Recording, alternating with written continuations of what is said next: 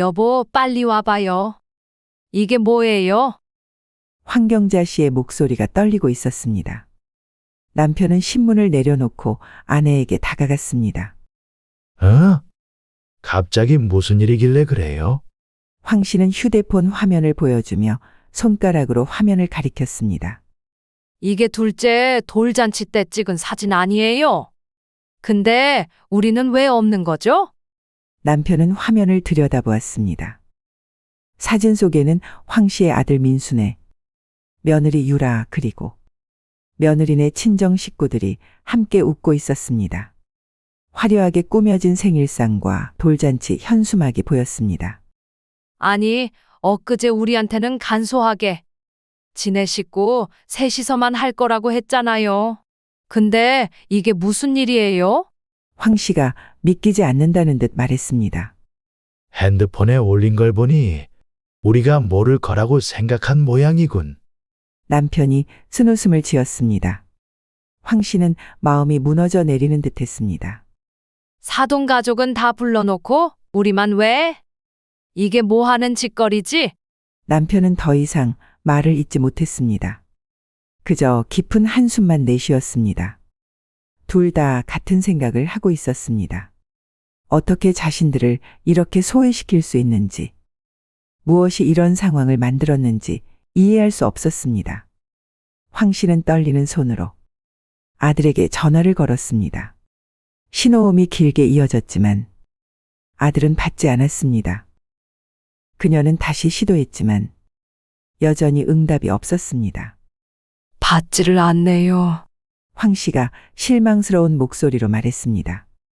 남편은 아내의 어깨를 토닥이며 말했습니다. 우연히 보지 않았으면 그대로 모르고 넘어갔을 거야. 이게 우리 현실인가 보네. 신경 쓰지 맙시다. 황 씨와 남편은 30대 후반에 결혼하여 민수를 낳았습니다. 늦은 나이에 얻은 아들이었기에 더욱 소중했습니다. 두 사람은 맞벌이를 하며 자식을 키우느라 늘 바빴습니다. 황 씨는 중소기업에서 남편은 공무원으로 일하며 아들에게 최고의 교육과 환경을 제공하기 위해 노력했습니다.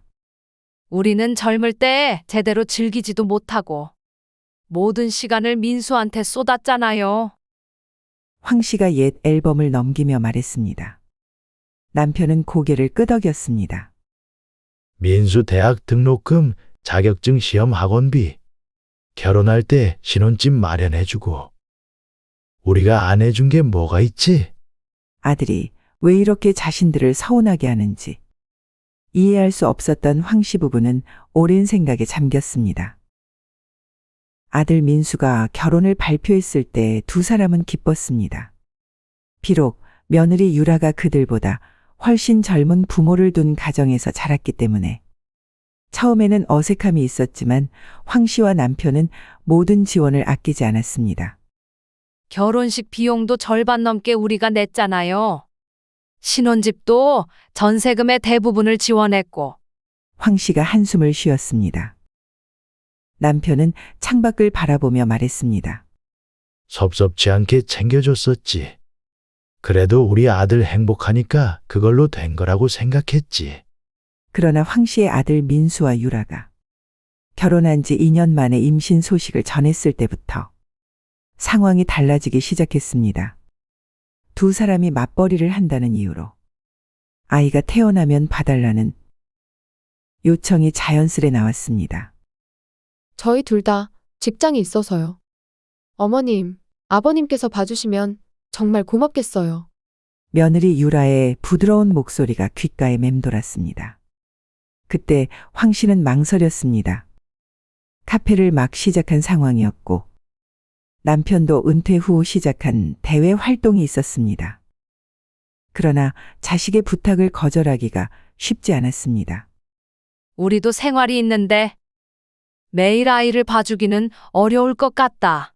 라고 했을 때 아들의 표정이 변했던 기억이 생생했습니다. 엄마, 요즘 어느 집 할머니 할아버지가 손자 안 봐줘요? 다들 그렇게 하잖아요. 민수의 말은 황 씨의 마음을 무겁게 했습니다. 아들은 계속해서 말을 이었습니다. 친구들 다 부모님이 도와주시던데. 우리 애 하나 못 봐주시겠어요? 황 씨는 당황스러웠습니다. 민수야, 엄마도 카페 운영하느라 바쁘고, 아빠도 은퇴하고 나름대로 생활이 있잖아. 그럼 도움이라도 구해야 하는데 지금 육아 도우미 월급이 얼마나 비싼지 아세요? 한 달에 250만 원이 넘어요. 그럼 유라가 버는 돈이 전부 도우미한테 들어가는데 회사 다닐 이유가 있겠어요? 며느리 유라도 가세했습니다. 사실 친정엄마가 봐주시려고 했는데 갑자기 건강이 안 좋아지셔서요. 어머님께서 도와주시면 정말 감사하겠어요. 황 씨와 남편은 서로를 바라보았습니다. 딱히 할 말이 없었습니다. 결국 타협점을 찾기로 했습니다. 그러면 우리가 일주일에 이틀 정도 봐줄 수 있을 것 같아. 그리고 도우미 비용의 일부를 지원해 줄게. 남편이 제안했습니다. 아들과 며느리는 그 자리에서 밝게 웃었지만 그 뒤로 요구는 점점 늘어갔습니다. 곧 도우미 비용 전체를 요구하더니 주말마다 아이를 맡기기 시작했습니다. 어머님, 저희 중요한 모임이 있어서요. 내일도 민호 좀 부탁드려요. 이런 전화가 주말마다 오는 것이 일상이 되었습니다. 황 씨는 카페를 운영하면서도 손자를 돌봐야 했고 남편의 대외 활동 생활도 점점 줄어들었습니다. 그러던 어느 날 황 씨가 허리를 다치게 되었습니다. 의사는 한 달간 무거운 것을 들지 말라고 했습니다. 이 소식을 아들에게 전했을 때 민수의 반응은 차가웠습니다. 그럼 이번 달 도우미 비용은 어떻게 해요? 우리가 다 부담해야 해요. 황 씨는 충격을 받았습니다. 내가 아파서 아이를 못 봐준다는데 네가 할 말이 그거니? 엄마, 현실적으로 말하는 거예요. 우리도 살기 빠듯해요. 그날 이후 아들 부부와 관계가 좀 틀어졌던 걸까요? 아들 내외의 방문은 뜸해졌고 전화도 줄어들었습니다. 손자 민호도 자주 볼 수 없게 되었습니다. 황 씨의 허리가 나아갔을 때도 상황은 달라지지 않았습니다. 아들과 며느리는 더 이상 손자를 맡기지 않았고 도우미 비용 지원도 요구하지 않았습니다. 그저 관계가 멀어져 갔습니다. 어쩐 일로 연락했니? 오랜만에 걸려온 민수의 전화에 황 씨가 물었습니다. 다음 주에 둘째 생일이에요. 그냥 집에서 조용히 보낼 거예요. 나중에 시간 되면 한번 찾아뵐게요. 황 씨는 서운했지만 강요할 수 없었습니다. 그래, 너희 편한 대로 해라. 우리는 항상 여기 있으니까. 돌반지라도 해서 보내야 하는 거 아니냐? 아니요, 그냥 괜찮으니까 아무것도 하지 마세요. 응? 그래, 알았다. 뭐 필요한 거 있으면 얘기하고. 생일날 황 씨는 혹시 몰라 손자를 위해 작은 선물을 준비했습니다. 그러나 아들은 찾아오지 않았고 전화도 없었습니다. 그날 저녁 유라가 올린 SNS 게시물을 통해 그들이 사돈 가족들과 함께 화려한 생일 파티를 열었다는 사실을 알게 된 것입니다. 우리에게는 조용히 지낸다고 했는데 왜 사돈 가족은 다 불렀을까요? 황 씨가 남편 이 씨에게 물었습니다. 남편은 쓴웃음을 지었습니다. 우리가 더 이상 필요하지 않으니까. 결국 황 씨는 다시 아들에게 전화를 걸었고 이번에는 받았습니다. 우리한테는 조용히 지낸다고 하더니 핸드폰 보니까 아주 파티를 했네? 우리는 왜 부르지 않았니? 민수의 대답은 더 충격적이었습니다. 엄마, 솔직히 말할게요. 유라가 엄마 아빠를 불편해해요. 특히 엄마가 아프다고 하고 나서부터는 우리 도와줄 생각이 없다고 생각하더라고요. 도와주는 것과 초대하는 것은 다른 문제잖아. 우리는 가족이 아니니? 그리고 내가 정말로 몸이 아파서 그런 거지. 부모가 자식에게 도움 주기 싫어서 그런 거라고 생각하는 거야? 걔는 어떻게 그렇게까지 지 시부모를 나쁘게 생각할 수 있는 거야? 가족이니까 더 솔직하게 말하는 거예요. 이제 우리도 각자 살아야죠. 그럼 우리가 지원해준 모든 것들은 어떻게 생각하는데? 민수는 잠시 침묵했다가 말했습니다. 그건 부모로서 해주신 일이잖아요. 되돌려 받으려고 하신 건 아니죠? 황 씨는 말문이 막혔습니다. 아들의 말에는 어떤 감사함도 미안함도 느껴지지 않았습니다.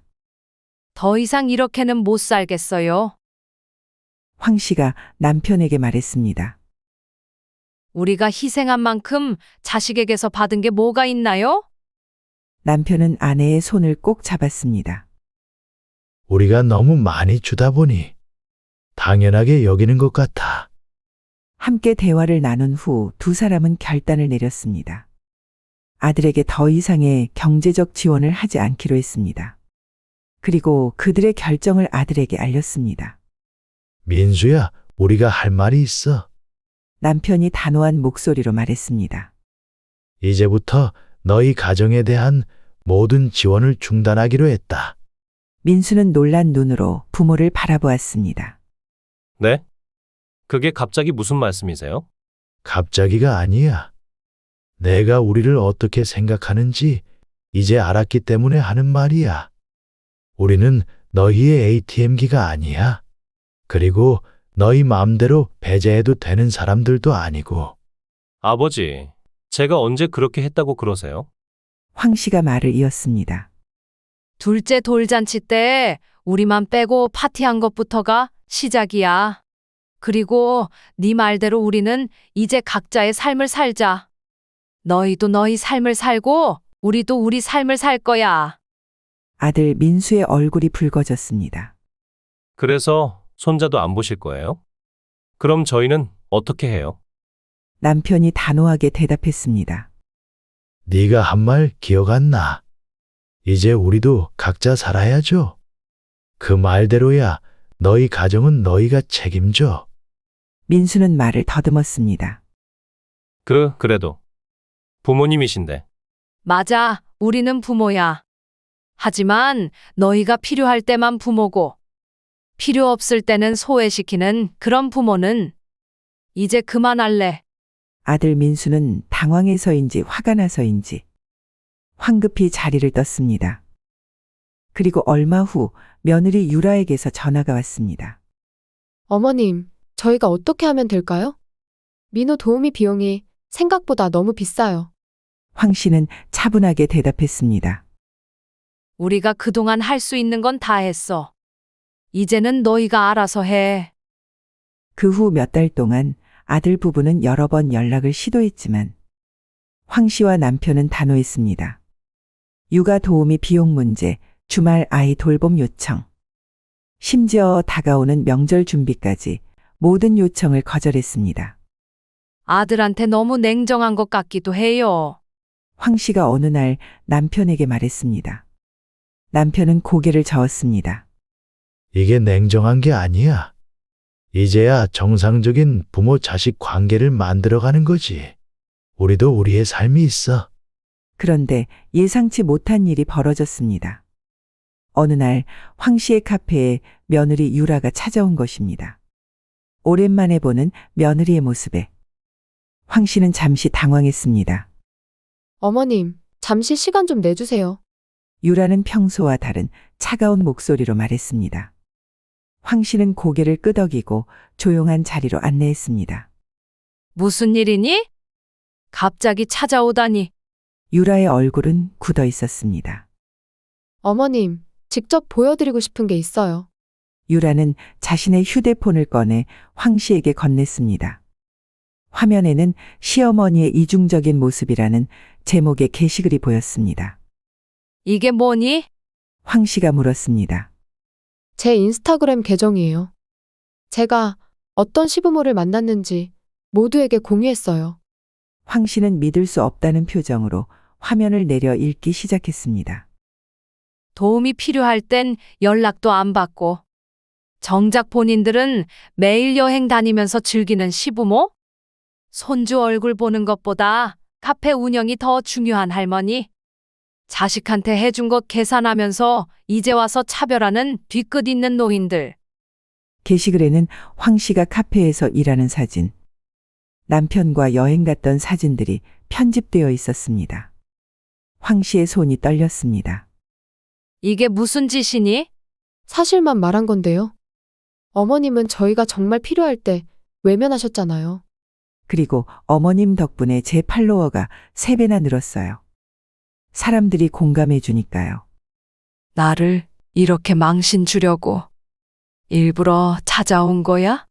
유라는 비웃듯 웃었습니다. 망신이요? 어머님이 저희한테 하신 짓은 어떻고요? 저는 친정엄마 아프신데도 손주 봐달라고 부탁드렸잖아요. 병원비도 없어서 제가 다 내고 있는데 어머님은 그걸 아셨어요? 황 씨는 처음 듣는 이야기에 놀랐습니다. 그런 말은 한 번도 들은 적이 없는데. 말씀 안 드렸죠. 왜요? 어머님이 들어주실 것 같지 않아서요. 친정엄마 수술비 때문에 민수 몰래 밤에 대리운전까지 했어요. 그런데 어머님은 저희 돕기 싫다고. 그럼 최소한 저를 이해라도 해주셨어야 하는 거 아닌가요? 황 씨는 말문이 막혔습니다. 정말 그런 상황이었다면. 그러나 곧 이상한 점을 발견했습니다. 그런데 왜 민수가 그 얘기는 안 했니? 유라의 표정이 잠시 흔들렸습니다. 민수한테는? 말 안 했어요. 걱정할까봐.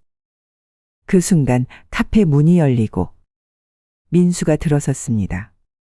유라, 여기 있었어? 왜 갑자기?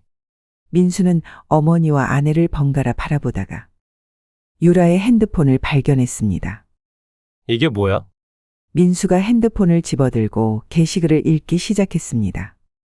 너 이런 거 올린 거야. 엄마에 대해서 이런 식으로. 유라의 얼굴이 창백해졌습니다. 당신 엄마가 우리 무시한 건 사실이잖아. 그렇다고 이렇게 공개적으로. 그리고 이건 뭐야? 너 친정엄마 얘기는? 아, 그건 황 씨가 말을 끊었습니다. 민수야, 유라 친정어머니가 아프다며? 병원비도 없고. 민수의 표정이 더욱 혼란스러워졌습니다. 무슨 소리예요? 장모님은 지난주에 우리랑 같이 제주도 여행 갔었는데. 그리고 유라 친정은 우리보다 형편이 훨씬 나은데. 무슨... 방금 전까지 당당하던 유라의 표정이 급격히 변했습니다. 그냥 동정받으려고 한 말이에요. SNS에서 사람들이 시부모와의 갈등 이야기에 너무 반응이 좋아서. 말을 더듬는 유라를 보며 황 씨는 충격에 빠졌습니다. 그러니까 전부 거짓말이었단 거니? 인기를 얻으려고 나를 이렇게? 민수는 유라의 팔을 붙잡았습니다. 지금 당장 그 게시물 내려. 그리고 어머니께 사과해. 유라는 고개를 저었습니다. 못해요. 이미 너무 많은 사람들이 받고 인플루언서로 계약도 받았어요. 요즘 시부모 갈등 이야기가 인기 있는 콘텐츠라서. 황 씨는 그 자리에 주저앉을 뻔했습니다. 내가 콘텐츠가 됐다고? 엄마, 정말 죄송해요. 저도 몰랐어요. 민수가 어머니의 손을 잡았습니다. 유라, 우리 집에 가자. 이야기 좀 해야겠어. 황 씨는 아들의 눈을 바라보았습니다. 민수야, 네가 뭐라고 하든 이건 용서할 수 없는 일이야. 나와 아버지가 너희를 얼마나 사랑했는지 너는 알고 있잖니? 이제는 정말 끝이구나. 민수는 고개를 숙였습니다. 엄마, 제가 잘못했어요. 너무 이기적이었어요. 황 씨는 천천히 일어나 카페 카운터로 돌아갔습니다. 그녀의 눈에는 눈물이 고여 있었지만 목소리는 단호했습니다. 이제 돌아가, 둘 다. 그리고 다시는 연락하지 마. 내 인생은 내가 살 거야. 유라는 무슨 말을 하려다가 민수의 제지에 입을 다물었습니다. 두 사람이 카페를 나가고 난 후 황 씨는 손님들의 시선을 의식하지 않고 천천히 눈물을 닦았습니다. 그날 저녁 남편에게 모든 이야기를 전했습니다. SNS에 우리 모습을 올려서 인기를 얻으려고 했대요. 정말 믿을 수가 없어. 남편은 분노에 떨었지만 곧 결심한 듯 말했습니다. 이제 정말 털어버리자. 우리는 그들의 삶에 더 이상 개입하지 않을 거야. 이 나이에 우리도 우리 삶을 살 자격이 있어. 남편의 말에 황 씨는 고개를 끄덕였습니다. 그러나 마음 한구석에는 아들과 손자에 대한 그리움이 여전히 남아 있었습니다. 며칠 후 예상치 못한 전화가 왔습니다. 사돈어른, 즉 유라의 아버지였습니다. 아니, 김 선생님. 갑자기 무슨 일이십니까? 황 씨의 남편이 의아한 목소리로 물었습니다. 아이고, 이 선생님. 우리 애들이 무슨 짓을 했는지 이제야 알았습니다. 돌잔치 때 두 분을 초대하지 않은 것도 모르고 있었어요. 정말 죄송합니다. 황 씨와 남편은 서로를 바라보았습니다. 괜찮습니다. 그 일은 이미 지났으니까요. 남편이 담담하게 대답했습니다. 아니, 그게 저희 집에 한번 오실 수 있을까요? 드릴 말씀이 있습니다. 황 씨 부부는 고민 끝에 사돈 집을 방문하기로 했습니다. 사돈 집에 도착하자 유라의 부모가 반갑게 맞이했습니다. 와주셔서 감사합니다. 들어오세요. 앉으세요. 거실에는 차가 준비되어 있었고, 사돈 부부의 표정은 진지해 보였습니다. 사실 유라가 최근에 이상한 행동을 많이 하고 있어서요. 사돈이 말을 꺼냈습니다. SNS에 올리는 글들이 점점 자극적으로 변하고 시부모님을 비난하는 내용이 많아요. 처음엔 젊은 애들 SNS 문화라고 생각했는데 점점 도가 지나치더라고요. 황 씨는 어제 있었던 카페에서의 일을 떠올렸습니다. 어제 유라가 제 카페에 찾아와서 황 씨가 어제 있었던 일을 모두 이야기했습니다. 사돈 부부는 충격에 빠진 듯 했습니다. 정말 죄송합니다. 우리가 잘못 키웠나 봅니다.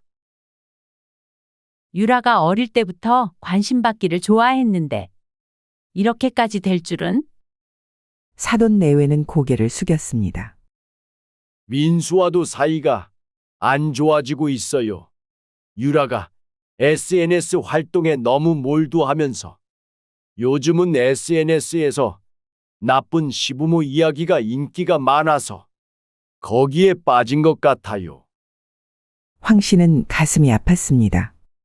자신이 나쁜 시부모의 표본이 되었다는 사실이 서글펐습니다. 민수는 어떻게 생각하고 있나요? 남편이 물었습니다.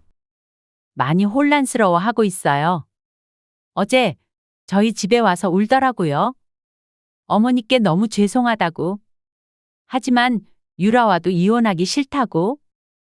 대화를 나누던 중 갑자기 현관문이 열리는 소리가 들렸습니다.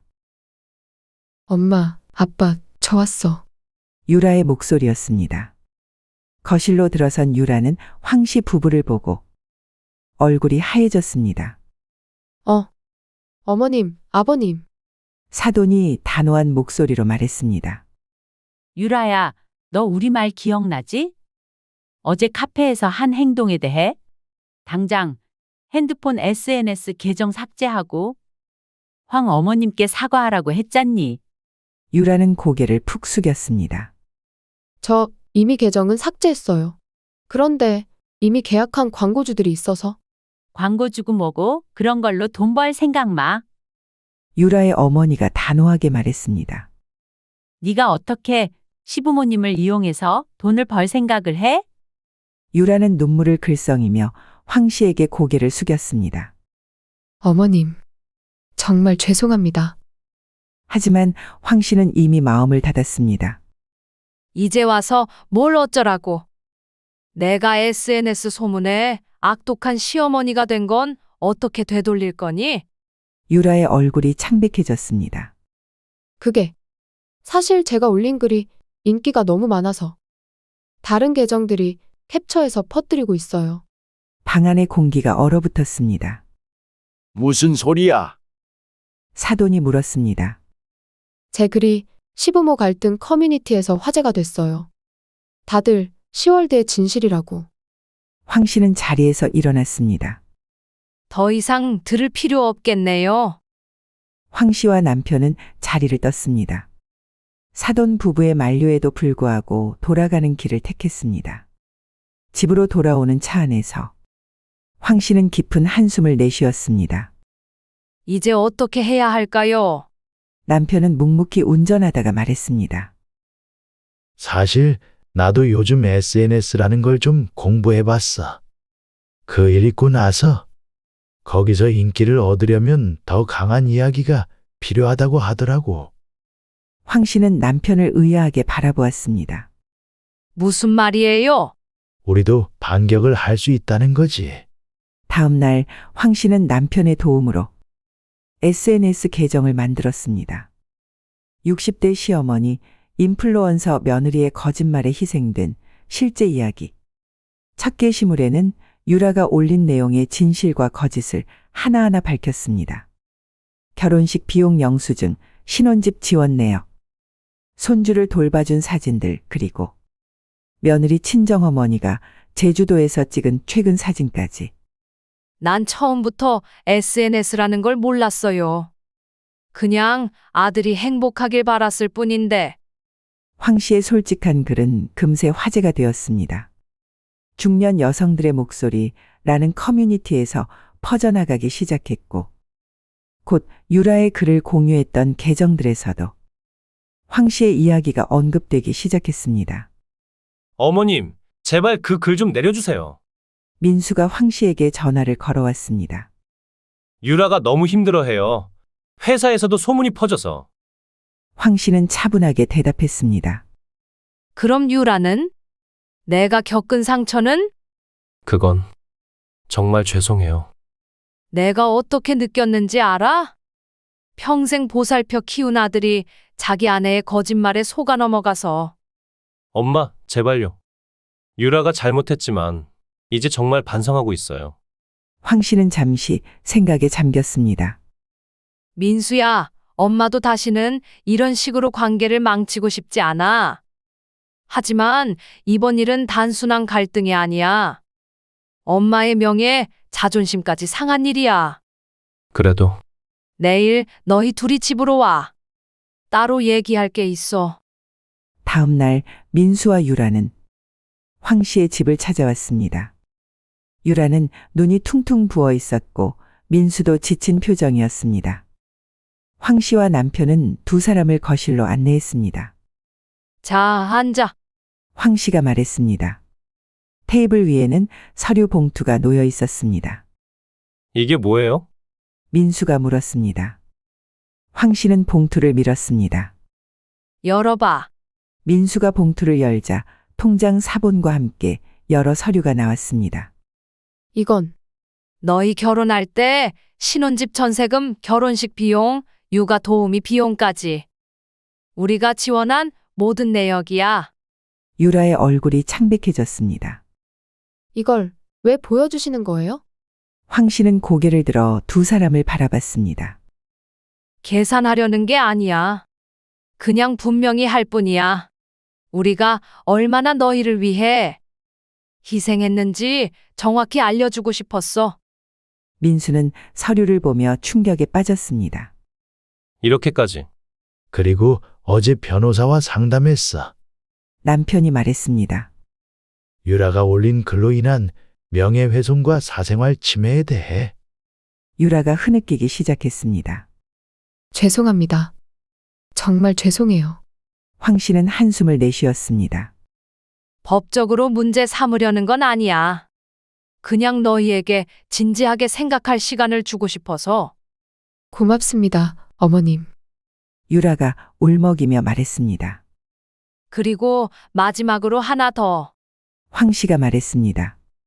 우리도 일주일 후에 SNS 계정을 삭제할 거야. 그때까지 너희가 결정해. 무엇을요? 민수가 물었습니다. 진정한 가족이 되길 원하는지. 아니면 각자의 길을 가길 원하는지. 그렇게 일주일이 지났습니다. 황 씨는 약속대로 SNS 계정을 삭제했습니다. 그리고 그날 저녁 초인종이 울렸습니다. 문을 열자 민수와 유라 그리고 손자 민호가 서 있었습니다. 유라는 꽃다발을 들고 있었고 민호는 그림을 들고 있었습니다. 할머니, 할아버지. 민호가 반갑게 소리쳤습니다. 황 씨의 눈에 눈물이 고였습니다. 들어오렴. 거실에 앉아 유라가 고개를 숙였습니다. 어머님, 아버님. 정말 진심으로 사과드립니다. 제 어리석음으로 가족 모두에게 상처를 드렸어요. 지난 일주일 동안 많이 생각했어요. SNS의 인기보다 소중한 게 무엇인지. 민수도 말을 이었습니다. 저희가 잘못했습니다. 이기적이었고 부모님의 사랑을 당연하게 여겼어요. 앞으로는 저희가 스스로 가정을 책임지고 부모님께는 감사와 존경만 드리겠습니다. 황 씨와 남편은 서로를 바라보았습니다. 몇 년간 우리도 은퇴 후의 삶을 즐길 생각이었어. 남편이 말했습니다. 유럽 여행도 가고 그동안 못한 것들도 해보려고. 그래요. 우리도 우리 인생이 있으니까 황 씨가 덧붙였습니다. 우리가 손주를 봐줄 수 없다는 게 아니라 필요할 때 서로 도우면서도 각자의 삶을 존중했으면 해. 유라가 고개를 끄덕였습니다. 네, 이제 이해해요. 저도 육아와 일을 병행할 계획을 세웠어요. 일주일에 한두 번 정도만 손주를 봐주실 수 있으신지. 민호가 갑자기 황 씨에게 달려와 그림을 내밀었습니다. 할머니, 이거 줄게요. 그림에는 4명의 사람과 1명의 작은 아이가 손을 잡고 있었습니다. 우리 가족이라고 적혀 있었습니다. 황 씨는 손자를 품에 안았습니다. 고마워, 우리 손자. 저녁 식사를 함께하며 그들은 새로운 가족의 규칙을 정했습니다. 서로의 삶을 존중하고 필요할 때만 도움을 청하며 무엇보다 솔직한 대화를 나누기로 했습니다. 이제 SNS에 우리 가족 이야기는 올리지 않겠죠? 남편이 유라에게 물었습니다. 유라는 부끄러운 듯 고개를 끄덕였습니다. 네, 모든 계정을 삭제했어요. 실제 행복이 더 중요하다는 걸 깨달았어요. 식사가 끝나고 민수 가족이 돌아간 후 황 씨와 남편은 베란다에 나와 별을 바라보았습니다. 힘든 시간이었지만 결국 좋은 방향으로 해결된 것 같아요. 황 씨가 말했습니다. 남편은 아내의 어깨를 감싸 안았습니다. 그래.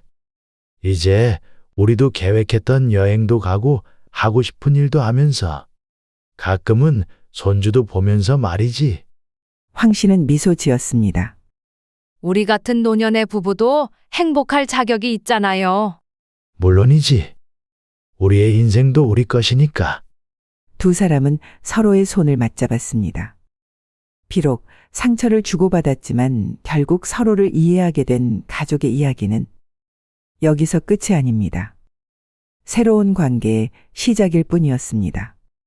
그리고 황 씨는 이제 알았습니다. 가족이란 단순히 피를 나눈 사이가 아니라 서로를 이해하고 존중하며 함께 만들어가는 것이라는 것을요.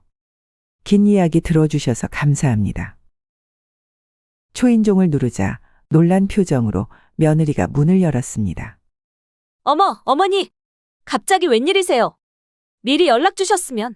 당황스러워하는 며느리를 제치고 집 안으로 들어가니 거실 테이블 위에 삐까번쩍한 새 아파트 모델하우스 책자와 부동산 계약서가 놓여 있었습니다. 며느리가 황급히 치우려 했지만 이미 눈에 들어온 후였습니다. 너네 집 샀니? 뭔 돈으로? 아들이 주방에서 나왔습니다. 어머니, 갑자기 오셔서 무슨 말씀이세요? 집 샀냐고? 새 집. 무슨 돈으로? 아휴, 애들도 이제 덩치가 산만해요. 이 집은 좀 좁죠. 그래서 조금 더 넓은 집으로 이사하려고요. 내가 준 돈으로? 아들과 며느리의 표정이 순간 돌을 씹은 사람처럼 움찔했습니다. 어머니, 그건 솔직히 말해다오. 내가 노후를 위해 너희한테 맡겨둔 돈을 그 돈을 다 써버린 거야. 내가 너희에게 그 큰 돈을 미리 준 이유가 뭔지 알고 있니? 침묵이 흘렀습니다. 마침내 며느리가 입을 열었습니다. 어머님이 그 돈을 주신 건 저희에게 미리 유산을 물려주신 거 아닌가요?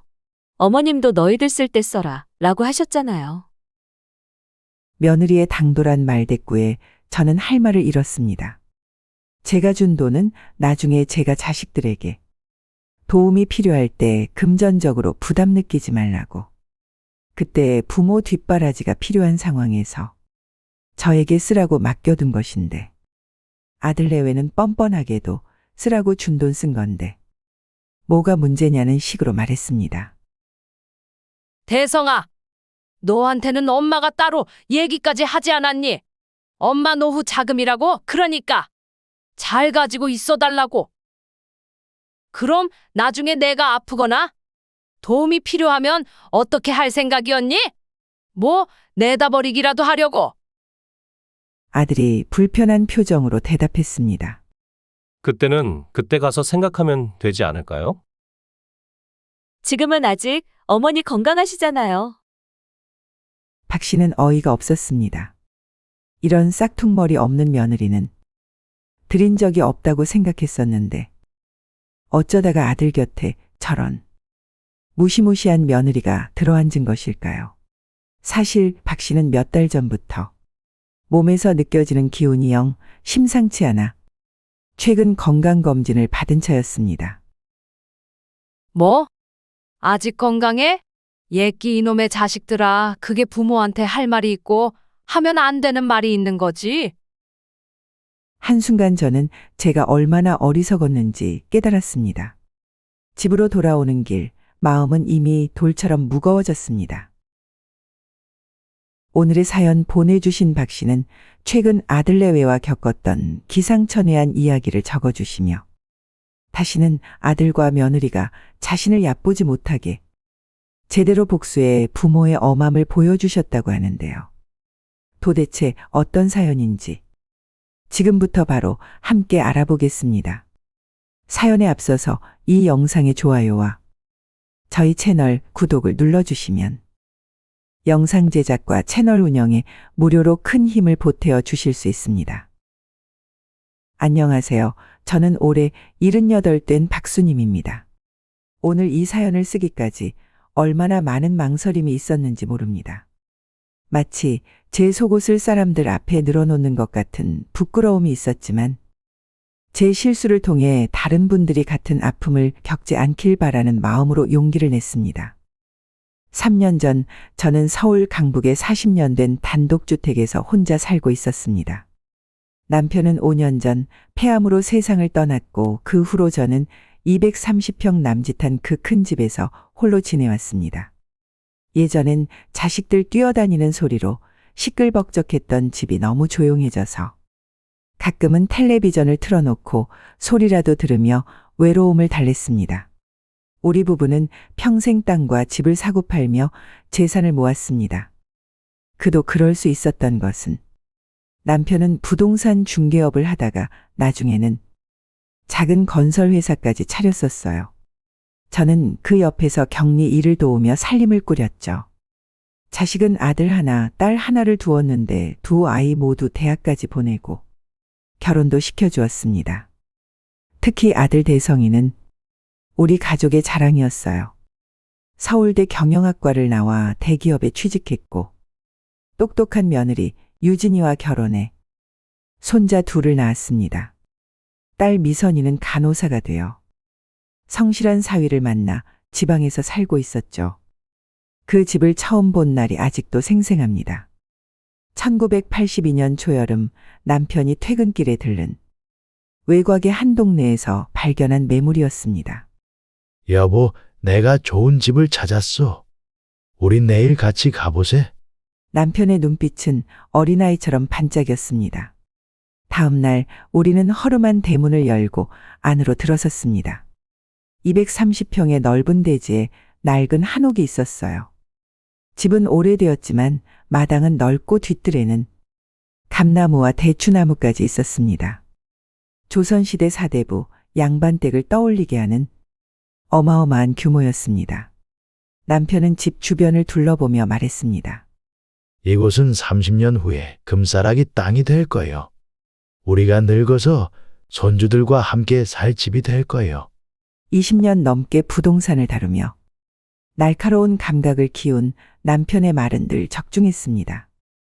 비록 당시 우리에게는 큰 금액이었지만 은행 대출을 받고 그간 모았던 돈을 모두 털어 그 집을 사기로 했습니다. 집을 구입한 후 우리는 한옥의 일부 동을 허물고 새 집을 지었습니다. 2개 층짜리 양옥집이었는데 아이들 방은 2층에 우리 부부의 방과 넓은 거실은 1층에 두었죠. 집을 짓는 내내 남편은 직접 현장을 감독했습니다. 여보, 여기는 손주들이 뛰어놀 공간이고 이쪽은 우리가 늙어서 앉아 쉴 마루요. 그렇게 하나하나 세심하게 설계했습니다. 마침내 집이 완성되었을 때 우리 가족은 큰 잔치를 열었습니다.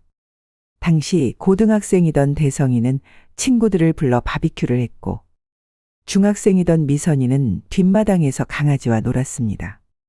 그 집에서 우리는 수많은 추억을 만들었습니다. 아이들이 대학에 합격했을 때의 기쁨, 대성이가 취직했을 때 함께 나눈 축하 파티, 미선이가 간호사 시험에 합격했다는 소식을 들었을 때의 감격. 모든 순간이 그 집에 깃들어 있었죠. 아이들이 결혼하고 각자의 가정을 꾸린 후에도 명절이면 온 가족이 모였습니다. 손자들이 마당에서 뛰어놀고 며느리와 사위가 주방에서 음식을 준비하는 동안 남편과 저는 그저 그 모습을 보며 행복해했습니다. 여보, 우리가 꿈꾸던 모습이 이루어졌네요. 남편은 손을 잡고 그렇게 말했습니다. 하지만 불행은 예고 없이 찾아왔습니다. 몇 년 전 봄, 남편이 갑자기 기침을 심하게 하기 시작했습니다. 처음에는 단순 감기라고 생각했는데 기침이 점점 심해지고 체중이 급격히 줄어들었습니다. 괜찮소? 조금 지나면 나아질 거예요. 남편은 늘 그렇게 말했습니다. 하지만 제가 고집을 부려 병원에 갔고 그곳에서 폐암 사기 진단을 받았습니다. 의사는 이미 뼈까지 전이되었다고 했습니다. 그 순간 저는 세상이 무너져 내리는 느낌이었습니다. 5년 넘게 부동산 현장에서 성면과 먼지를 마신 탓일 거예요. 남편은 담담하게 말했지만 저는 흐르는 눈물을 멈출 수 없었습니다.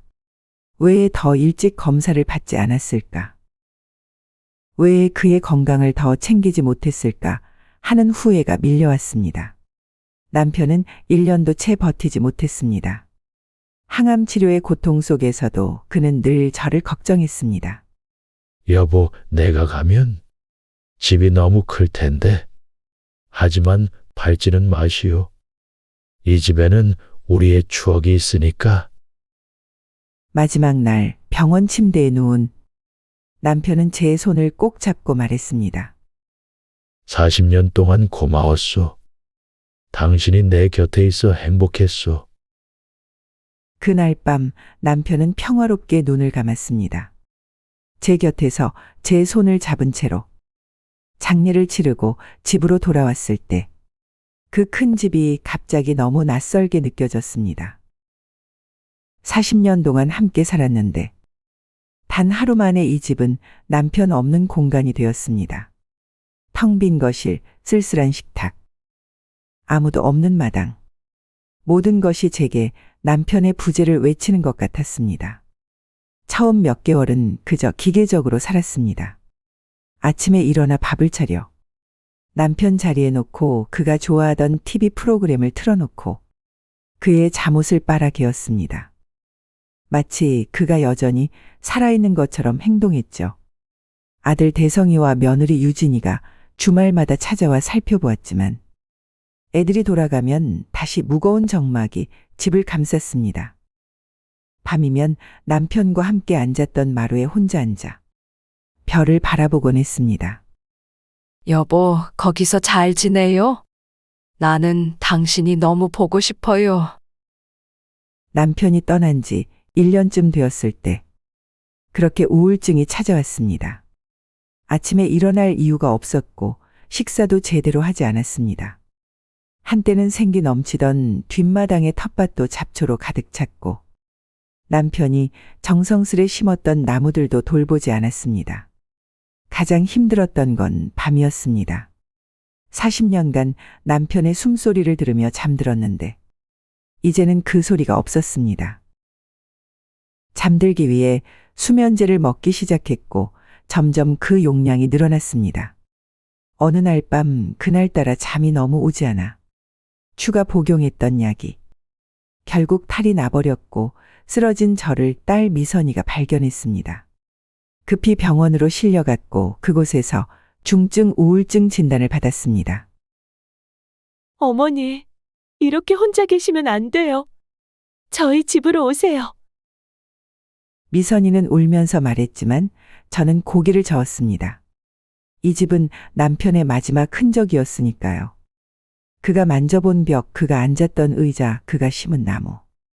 모든 것이 그를 기억하게 했습니다. 하지만 시간이 지나면서 깨달았습니다. 이 집이 오히려 제 상실감을 키우고 있다는 것을요.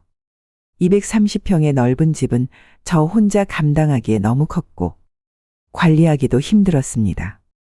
지붕에서 물이 새도 보일러가 고장나도 이제는 남편처럼 능숙하게 고칠 수 있는 사람이 없었습니다. 우울증 치료를 위해 정신과 의사를 만나기 시작했고 상담을 통해 조금씩 변화가 생겼습니다. 박할머니, 상실을 인정하는 것이 치유의 첫걸음입니다. 그리고 변화를 받아들이는 것이 두 번째 걸음이고요. 2년간의 우울증 투병 끝에 저는 결정을 내렸습니다. 더 이상 과거에 갇혀 살지 않기로 한 거죠. 남편이 남긴 집을 정리하고 새로운 삶을 시작하기로 했습니다. 비록 그가 팔지 마시오라고 했지만 그도 제 행복을 원했을 것이라 생각했습니다. 아들 대성이에게 전화했습니다. 대성아, 엄마가 결정했다. 이제 이 집을 팔고 싶어. 아들은 잠시 침묵하더니 대답했습니다. 네, 어머니. 저도 그게 좋을 것 같아요. 어머니가 혼자 그 큰 집에 계시는 게 늘 걱정이었어요. 그렇게 40년 동안 살았던 집을 내놓기로 했습니다. 남편의 예상대로 그 동네는 개발되어 집값이 크게 올랐고 우리 집은 무려 15억에 팔렸습니다. 남편이 남긴 마지막 선물이었죠. 집을 정리하는 과정은 너무도 심하게 고통스러웠습니다. 혹시 배우자의 유품을 정리해 보신 적 있으신가요? 남편의 옷, 그의 책, 그가 쓰던 물건들. 하나하나가 추억이었고 하나하나가 눈물이었습니다. 하지만 조금씩 짐을 꾸리면서 제 마음도 정리되는 느낌이었습니다. 마지막 날 빈 집을 둘러보았습니다. 텅 빈 방들, 아이들이 뛰어놀던 마당, 남편과 함께 설계했던 공간들. 모든 것에 작별을 고했습니다. 여보, 이제 떠납니다. 우리의 추억은 이 집에 남겨두지 않고 제 마음속에 가져갑니다. 그렇게 저는 40년의 추억이 담긴 집을 떠나 새로운 시작을 향해 걸어갔습니다. 아직 슬픔은 남아 있었지만 이제는 앞을 볼 수 있는 힘이 생겼습니다. 남편이 떠난 빈자리를 채울 수는 없지만 그 빈자리와 함께 살아가는 법을 배우게 된 것이죠. 그리고 아들네 집 근처인 동네에 작은 빌라집을 4억에 샀습니다. 이사를 준비하면서 문득 생각이 들었어요. 내가 이제 얼마나 더 살겠어? 어차피 죽으면 아이들에게 물려줄 텐데 미리 나눠주는 게 어떨까? 남은 돈 11억 중 1억은 제 생활비로 남겨두고 10억을 자식들에게 나눠주기로 마음먹었습니다. 아들에게도 분명히 이야기해 두었죠. 대성아, 내가 미리 이야기해두자면 이 큰 돈을 너희에게 주는 이유는 너희가 홀라당 다 써버리라고 주는 게 아니라 필요한 급한 일에는 쓰고 잘 갖고 있다가 나중에 이 늙은 엄마가 아프고 돈 들어갈 일이 많아지면 너가 내 끝을 책임져 줬으면 좋겠다. 그래 줄 수 있지? 네, 엄마, 그렇게 할게요. 믿어주셔서 너무 감사해요, 어머니. 훗날 돌이켜 생각해보니 이게 제 인생 가장 큰 실수였습니다.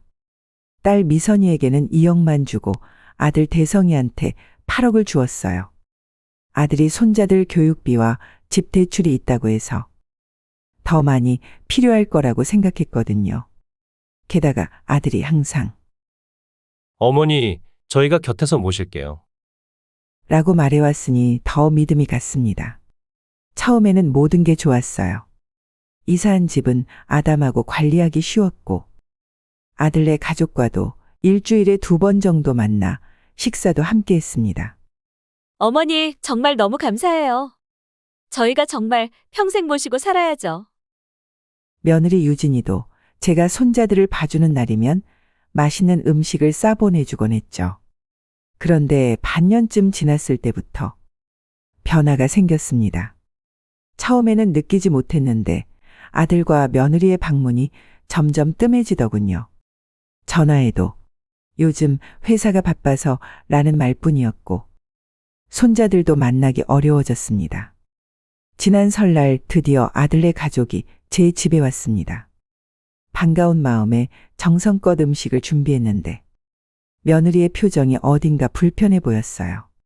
손자들은 잠시 있다가 핸드폰만 들여다보더니 일찍 돌아가자고 조르기 시작했습니다. 식사 중에 아들이 물었습니다. 어머니, 생활비는 충분하세요? 혹시 도움이 필요하시면 말씀하세요. 저는 괜찮다고 대답했지만 왠지 형식적인 인사처럼 느껴져 마음이 쓸쓸했습니다. 그날 저녁 아들네 가족이 돌아간 후 다용도실을 치우다가 우연찮게 옆집 발코니에서 담배를 피우는 이웃집 젊은 부부의 대화가 들렸습니다. 그 노인네 집에는 설날이라고 자식들이 찾아왔네? 맞아. 근데 나 저번에 그 며느리랑 엘리베이터에서 마주쳤는데 시어머니 얘기하면서 돈은 다 받아놓고 아직도 우리에게 기대고 싶어 한다고 하더라. 가슴이 철렁 내려앉았습니다. 그게 무슨 소리지? 아들과 며느리가 저를 그렇게 생각한단 말인가요? 며칠 후 용기를 내어 딸에게 전화했습니다. 미선아, 엄마가 혹시 너네 오빠한테 뭐 민폐 끼치는 거 있니? 딸은 잠시 침묵하더니 조심스럽게 말했습니다. 엄마, 솔직히 말할게요. 오빠랑 언니한테만 엄마가 그렇게 많은 돈을 주셨으니 이제 엄마 인생은 엄마가 알아서 하셔야 한다고 생각하는 것 같아요. 애초에 저는 염두도 안 해놓고 그렇게 하신 거 아니었나요? 뭐? 너 그게 무슨 소리냐? 맞잖아요. 하! 엄마, 저도 이렇게 속물처럼 말하기 싫어요. 그만 이야기할게요. 너도 줬잖아, 미선아. 너도 내 딸이잖아. 그래서 줬잖아. 그 말을 듣는 순간 머리가 핑 돌았습니다. 당시 아들네 사정이 훨씬 안 좋았었고 그래서 더 급해 보였던 아들네의 비교적 많은 돈을 미리 준 것인데 딸내는 그 이후 아들네가 상황이 풀려서 자기네보다 잘 살아 보이게 되자 배가 아팠던 것입니다. 내가 평생 모은 재산을 미리 너희들에게 나눠준 것은? 니들도 다 컸고 미리미리 받을 건 받아가서 너희들 살림에 보탬이 되라고 준 건데. 남매끼리 우애 좋게 잘 지내고 늙은 나를 돌봐줄 거라 믿었기 때문인데 어떻게 이렇게 늙은 어미의 등에 칼을 꽂는 말을 아무렇지도 않게 할 수가 있는 거냐? 얼마 전에 새언니 SNS를 봤는데 딸 미선이 망설이며 말했습니다. 뭔데? 새언니가 최근에 강남에 새 아파트를 계약했다고 자랑하는 글을 올렸어요. 그리고 댓글에 시어머니가 준 돈으로 드디어 꿈에 그리던 집을 샀다라고 적었더라고요. 가슴이 무너져 내렸습니다. 내가 노후를 위해 또 아들이 나를 돌봐줄 것이라 믿고 준 돈으로 그들은 새 집을 샀다니요. 그날 밤 잠을 이룰 수 없었습니다. 아침이 되자 결심했어요. 아들에게 직접 물어보기로 한 거죠. 아들의 집을 찾아갔습니다. 초인종을 누르자 놀란 표정으로 며느리가 문을 열었습니다. 어머니, 갑자기 웬일이세요? 미리 연락 주셨으면. 당황스러워하는 며느리를 제치고 집 안으로 들어가니 거실 테이블 위에 삐까번쩍한 새 아파트 모델하우스 책자와 부동산 계약서가 놓여 있었습니다. 며느리가 황급히 치우려 했지만 이미 눈에 들어온 후였습니다. 너네 집 샀니? 뭔 돈으로? 아들이 주방에서 나왔습니다. 어머니, 갑자기 오셔서 무슨 말씀이세요? 집 샀냐고? 새 집. 무슨 돈으로? 아휴, 애들도 이제 덩치가 산만해요. 이 집은 좀 좁죠. 그래서 조금 더 넓은 집으로 이사하려고요. 내가 준 돈으로? 아들과 며느리의 표정이 순간 돌을 씹은 사람처럼 움찔했습니다. 어머니, 그건 솔직히 말해다오. 내가 노후를 위해 너희한테 맡겨둔 돈을 그 돈을 다 써버린 거야? 내가 너희에게 그 큰 돈을 미리 준 이유가 뭔지 알고 있니? 침묵이 흘렀습니다. 마침내 며느리가 입을 열었습니다. 어머님이 그 돈을 주신 건 저희에게 미리 유산을 물려주신 거 아닌가요? 어머님도 너희들 쓸 때 써라라고 하셨잖아요. 며느리의 당돌한 말대꾸에 저는 할 말을 잃었습니다. 제가 준 돈은 나중에 제가 자식들에게 도움이 필요할 때 금전적으로 부담 느끼지 말라고. 그때 부모 뒷바라지가 필요한 상황에서 저에게 쓰라고 맡겨둔 것인데 아들 내외는 뻔뻔하게도 쓰라고 준 돈 쓴 건데 뭐가 문제냐는 식으로 말했습니다. 대성아, 너한테는 엄마가 따로 얘기까지 하지 않았니?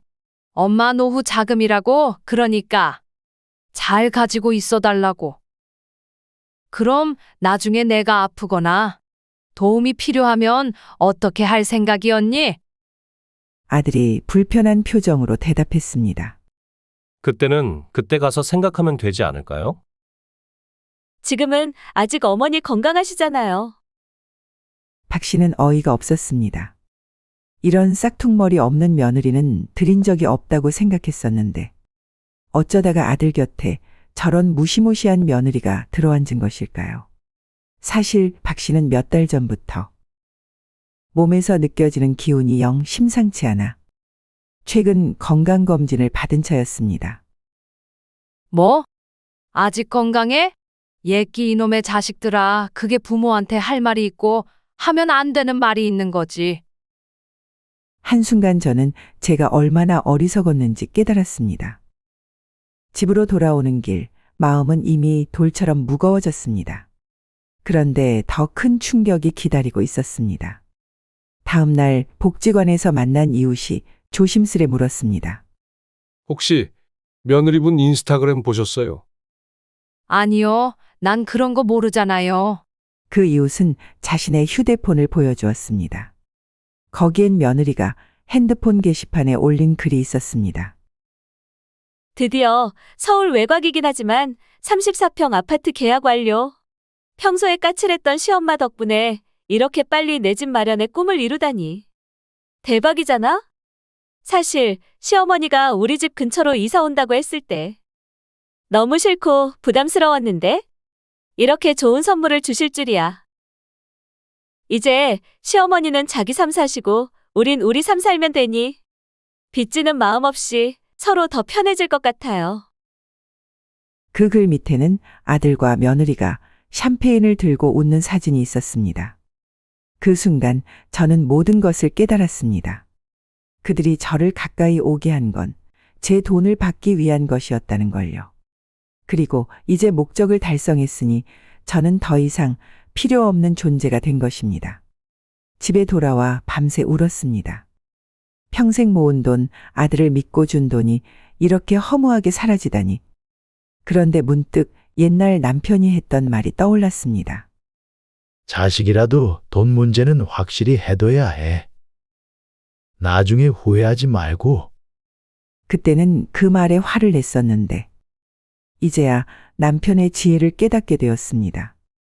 다음 날 저는 결심했습니다. 변호사를 찾아가서 상담을 받았어요. 어머님이 증여한 돈을 되찾기는 어렵습니다. 하지만 부양 의무를 조건으로 한 증여라면 계약 취소 가능성이 있어요. 어떤 약속이나 문서가 있으신가요? 안타깝게도 저는 아무런 서류도 받지 않았습니다. 단지 아들의 말을 믿었을 뿐. 변호사는 제게 다른 방법을 제안했습니다. 그렇다면 남은 1억과 집 그리고 앞으로의 계획을 확실히 세우셔야 합니다. 그날 저는 2가지 결정을 내렸습니다. 첫째, 딸에게 추가로 1억을 더 주기로 했습니다. 둘째, 제 빌라를 신탁하여 제가 살아있는 동안은 제가 쓰고 사망 후에는 딸에게 가도록 했습니다. 아들에게 이 사실을 알렸더니 예상대로 화를 냈습니다. 어머니? 그게 무슨 불공평한 처사예요. 저도 어머니 아들인데. 그래, 넌 내 아들이지. 하지만 이미 8억을 받았잖니. 그 돈으로 강남에 아파트도 샀다며? 나머지는 네 동생이 가져야 공평하지. 아들은 발을 구르며 화를 냈지만 이미 제 마음은 확고했습니다. 그 뒤로 아들과는 거의 연락이 끊겼습니다. 가끔 손자들이 보고 싶어 전화하면 바쁘다는 핑계로 만나주지 않았죠. 하지만 이상하게도 마음이 편해졌습니다. 더 이상 거짓된 관계에 매달리지 않게 되었으니까요. 반면 딸 미선인의 가족과는 더 가까워졌습니다. 월급이 그리 많지 않은 간호사인 딸에게 3억은 큰 도움이 되었다고 해요. 사위도 저를 친어머니처럼 대해주었고 외손녀도 자주 찾아와 함께 시간을 보냈습니다. 작년 겨울 제가 갑자기 폐렴으로 입원했을 때였습니다. 딸과 사위는 교대로 병간호를 해주었고 퇴원 후에는 딸네 집에서 2달 가까이 회복할 때까지 돌봐주었습니다. 그 과정에서 아들은 단 한 번도 병문안을 오지 않았습니다. 퇴원 후 딸이 제안했습니다. 엄마, 이제 혼자 계시지 말고 우리 집으로 오세요. 엄마 방 따로 마련해 드릴게요.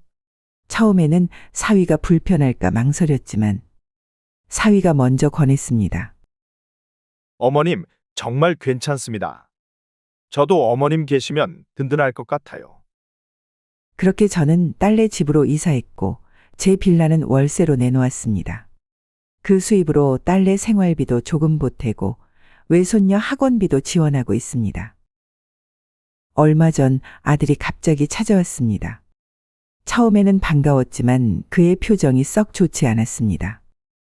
어머니, 그동안 많이 서운하셨죠? 저도 많이 반성했어요. 그 말에 잠시 마음이 흔들렸습니다. 역시 내 아들인데 하고 말이죠. 그래서 드릴 말씀이 있어요. 사실 저희가 지금 좀 어려워서요. 아파트 대출금이 너무 많아서 감당이 안 되거든요. 혹시 엄마가 월세 받는 빌라 판매해서 좀 도와주실 수 있으세요? 순간 모든 것이 명확해졌습니다. 아들은 여전히 저를 돈줄로만 보고 있었던 거죠. 대성아, 엄마도 이제 내 인생이 소중하다는 걸 깨달았단다. 네가 받은 8억으로 충분히 잘 살 수 있을 거야. 더 이상은 어렵구나. 아들의 얼굴이 일그러졌습니다. 그럼 미선이네 사는 건 괜찮으시고 저 도와주는 건 싫으신 거예요. 역시 딸이 더 좋으신 거죠? 아니다. 네가 8억을 받았고 미선이는 3억을 받았어. 아직도 네가 5억을 더 받은 거야. 문제는 돈이 아니라 마음이란다. 아들은 화를 내며 나갔고 그 뒤로 다시는 연락이 없습니다. 이제 저는 딸네 가족과 함께 살며 새로운 행복을 찾았습니다. 비록 화려한 강남 아파트는 아니지만 정이 넘치는 이 공간이 저에게는 천국입니다. 외손녀 학교 행사에도 참석하고 딸과 함께 시장도 가고 건강하게 지내고 있습니다. 지나고 보니 깨닫게 됩니다. 자식에게 재산을 물려줄 때는 반드시 본인의 노후를 먼저 챙겨야 한다는 것을요. 돈을 주면 효도할 거라는 기대는 버려야 합니다. 진정한 효도는 돈이 아니라 마음에서 나오는 것이니까요. 제 이야기가 비슷한 상황에 계신 어르신들께 작은 교훈이 되길 바랍니다. 이제는 우리 자신의 행복을 위해 살아야 할 때입니다. 저희 씁쓸하지만 긴 이야기 들어주셔서 감사합니다. 그리고 이 사연을 지혜로운 지인분들의 카톡과 밴드, 단톡방에 공유해 주시면 감사드리겠습니다. 오늘도 이렇게 저희 채널의 사연을 들어주신 모든 분들의 가정에 행복과 평안이 가득하시길 바라며 특히 오늘도 홀로 계신 부모님들께서는 늘 건강하시고 따뜻한 하루하루를 보내실 수 있기를 진심으로 기도드립니다. 이 사연을 보내주신 사연자님께는 소정의 선물과 함께 다시 한번 깊은 감사의 말씀을 전합니다. 그리고 이 채널에 구독과 좋아요, 댓글을 남겨주시는 게 사연 채널 실버라디오 유튜브 채널 운영에 큰 도움이 된다고 합니다. 다들 한 번씩 좋아요와 구독 버튼 눌러주세요.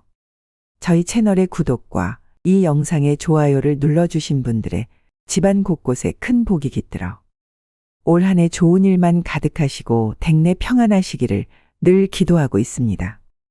들어주셔서 감사합니다. 오늘도 건강하고 좋은 하루 보내세요.